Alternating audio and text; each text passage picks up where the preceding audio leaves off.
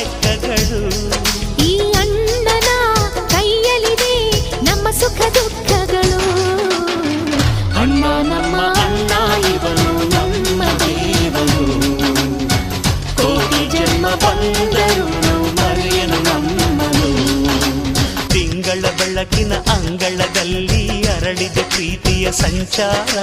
ದೇವರೇ ಬಂದರು ನಾಚಲೇಬೇಕು, ಸ್ವರ್ಗವೇ ನಮ್ಮಿ ಸಂಸಾರ.